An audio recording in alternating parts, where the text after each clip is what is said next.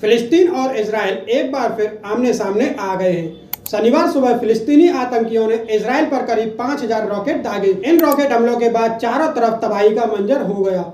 Hamas के leader दाइफ ने इस हमले की जिम्मेदारी ली और इस ऑपरेशन को अल अक्सा स्टॉर्म नाम दिया।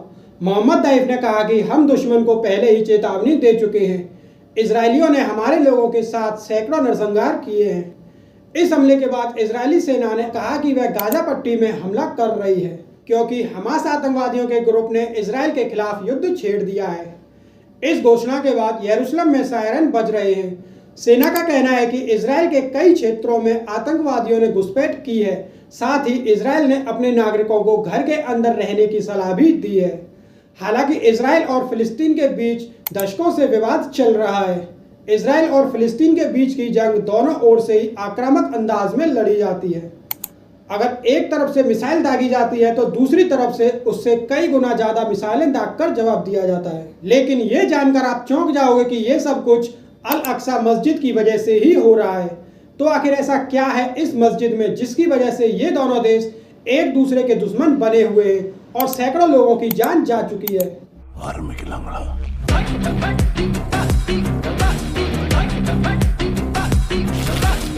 लेकिन इससे पहले इन दोनों देशों की हिस्ट्री के बारे में जान लेते हैं। इजराइल एक यहूदी देश है जबकि फिलिस्तीन मुस्लिम देश है। इस पर हमास शासन करता है और ये जंग इजराइल की स्थापना के पहले से ही जारी है। फिलिस्तीन और कई मुस्लिम देश इजराइल को यहूदी राज्य के रूप में मानने से इनकार करते हैं। वहीं इजराइल और फिलिस्तीन दोनों ही देश यरूशलेम को अपनी राजधानी मानते हैं। इन दोनों देशों के बीच सदियों से गाजा और यरूशलेम पर कब्जे की लड़ाई जारी है। भले ही दुश्मनी की तलवारें इस्लामिक उदय के साथ ही चलना शुरू हो गई थी, लेकिन असली लड़ाई तब शुरू हुई जब ऑटोमन का साम्राज्य खत्म हो रहा था। पहली वर्ल्ड वॉर के खत्म होने के बाद ऑटोमन साम्राज्य की हार हो चुकी थी और दूसरी तरफ मिडिल ईस्ट की पूरी तस्वीर बदल गई। युद्ध के बाद लोगों में राष्ट्रवाद की एक भावना पनपने लगी। वर्ल्ड वॉर के बाद ये पूरा इलाका ब्रिटेन के हिस्से में आ गया था। लेकिन जब यहूदियों ने स्वतंत्र देश की मांग की तो साथ में ये मांग भी उठी कि यरूशलेम में यहूदियों के लिए एक अलग जगह बनाई जाए जिसे यहूदी सिर्फ अपना ही घर कहें। यरूशलेम इजरायलियों और फिलिस्तीनियों का पवित्र शहर है। यरूशलेम इजराइल और अरब तनाव में सबसे विवादित मुद्दा भी रहा है। यह शहर इस्लाम, यहूदी और ईसाई धर्मों में बेहद अहम स्थान रखता है। पैगंबर इब्राहिम को अपने इतिहास से जोड़ने वाले ये तीनों ही धर्म यरूशलेम को अपना पवित्र स्थान मानते हैं। यही वजह है कि सदियों से मुसलमानों, यहूदियों और ईसाइयों के दिल में इस शहर का नाम बसता रहा है। दूसरे वर्ल्ड वॉर के बाद यूनाइटेड नेशंस ने एक प्रस्ताव लाकर दोनों ही देशों को अलग कर दिया, जिसके बाद इजराइल पहली बार दुनिया के वजूद में आया। सन 1947 में यूनाइटेड नेशंस ने एक प्रस्ताव पारित किया जो बंटवारे को लेकर था। ब्रिटिश राज वाले इस इलाके को दो भागों में बांट दिया गया।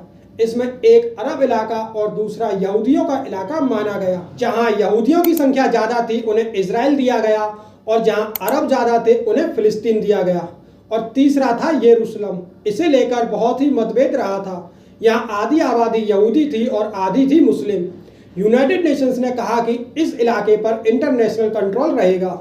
14 मई 1948 को यूनाइटेड नेशंस और दुनिया की नज़र में पहली बार इजराइल का जन्म हुआ। इसी दिन इतिहास की पहली अरब और इजरायली लड़ाई भी शुरू हो गई। ये लड़ाई करीब एक साल बाद 1949 में खत्म हो गई।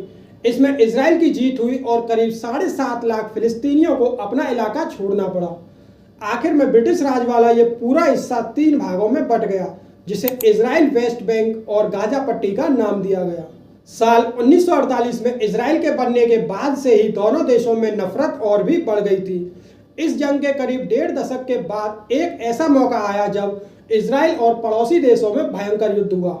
इसमें जीत हुई थी इजराइल की और 1948 की जंग में अरब देशों ने इजराइल से जमीन का कुछ टुकड़ा छीन लिया था। इजराइल बदले की ताक में था, लेकिन उसे मौका मिला 1966 और 67 की जंग में। इस जंग में इजराइल का मुकाबला तो सीरिया से था, लेकिन सीरिया के साथ मिस्र, जॉर्डन, इराक और लेबनान भी शामिल थे।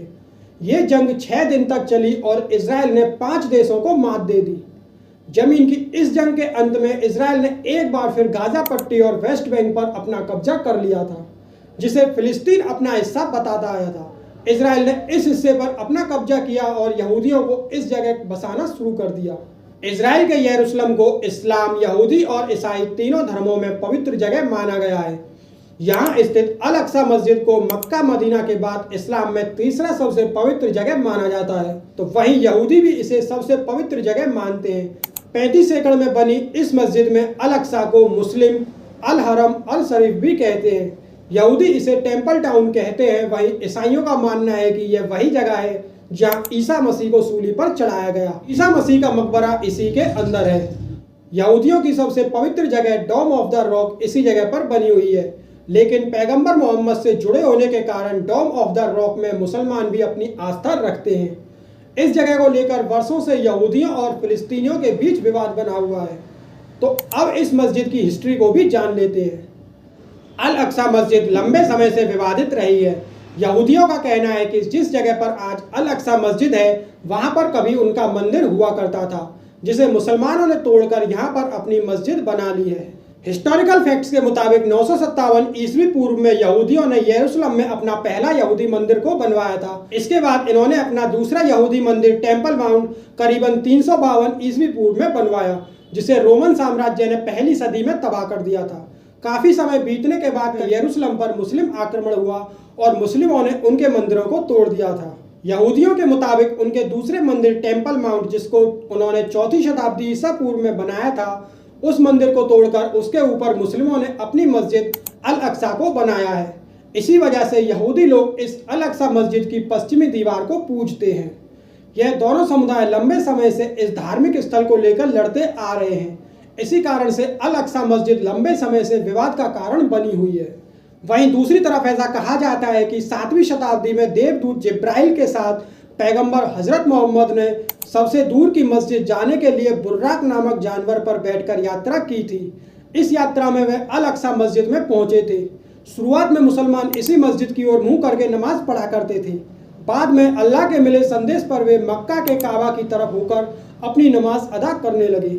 ऐसा माना जाता है कि इस जगह से पैगंबर हजरत मोहम्मद जन्नत को गए थे। अल अक्सा मस्जिद के बारे में मुस्लिमों की पाक किताब कुरान शरीफ में भी लिखा गया है। ऐसा माना जाता है कि यहीं से इस्लाम धर्म की शुरुआत हुई थी। यह मस्जिद करीब 35 एकड़ जमीन पर बनी हुई है। वहीं इस जगह से ईसाई धर्म का भी गहरा जुड़ाव है। पश्चिमी दीवार और अल अक्सा मस्जिद के साथ ईसाइयों की सबसे पवित्र जगह भी यहीं पर बनी हुई है। इसी जगह पर ईसा मसीह को सूली पर चढ़ाया गया था। इसी कारण यहूदी, इस्लाम और ईसाई तीनों धर्म का इस जगह से एक गहरा नाता है और दुनिया भर से लाखों लोग हर साल यहाँ पर आते हैं। और इन्हीं सब मान्यताओं के कारण ये तीनों धर्म के लोग इस मस्जिद को अपना बनाना चाहते हैं, जिसकी वजह से यहाँ पर आए दिन हमले होते रहते हैं। और जब जब इस मस्जिद पर हमले हुए हैं, ये देश आपस में लड़ने लग जाते हैं।